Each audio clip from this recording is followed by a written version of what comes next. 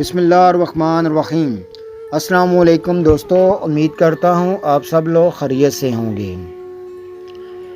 ایک امام صاحب روزگار کے لیے لندن پہنچے تو روزانہ گھر سے مسجد جانے کے لیے بس میں سوار ہونا ان کا معمول بن گیا۔ لندن پہنچنے کے ہفتوں بعد لگے بندے وقت اور ایک روٹ پر بسوں میں سفر کرتے ہوئے کئی بار ایسا ہوا کہ بس بھی وہی ہوتی تھی اور بس کا ڈرائیور بھی وہی ہوتا تھا۔ ایک مرتبہ یہ امام صاحب بس میں سوار ہوئے، ڈرائیور کو کرایہ دیا اور باقی کے پیسے لے کر ایک نشست پر جا کر بیٹھ گئے۔ ڈرائیور کے دیے ہوئے باقی کے پیسے جیب میں ڈالنے سے قبل دیکھے تو پتہ چلا کہ 20 پنس زیادہ آ گئے ہیں۔ امام صاحب سوچ میں پڑ گئے، پھر اپنے آپ سے کہا یہ 20 پنس وہ اترتے وقت ڈرائیور کو واپس کر دیں گے کیونکہ یہ ان پر اس کا کوئی حق نہیں۔ پھر ایک سوچ یہ بھی آئی کہ بھول جاؤ، ان تھوڑے سے پیسوں کو، اتنے تھوڑے سے پیسوں کی کون پرواہ کرتا ہے۔ ٹرانسپورٹ کمپنی ان پیسوں کی کمائی سے لاکھوں پاؤنڈ کماتی ہے، تو ان تھوڑے سے پیسوں سے ان کی کمائی میں کیا فرق پڑے گا، اور میں ان پیسوں کو اللہ کی طرف سے انعام سمجھ کر جیب میں ڈال دیتا ہوں اور چپ ہی رہتا ہوں۔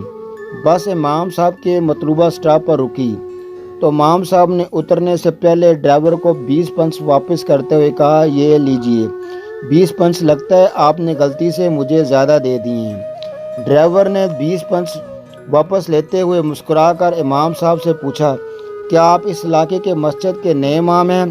میں بہت عرصہ سے آپ کی مسجد میں آ کر اسلام کے بارے میں معلومات لینا چاہ رہا تھا۔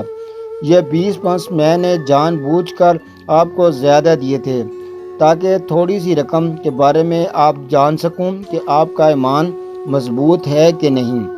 اور امام صاحب جیسے ہی بس سے نیچے اترے اور ایسا لگا جیسے ان کی ٹانگوں سے جان نکل گئی ہو۔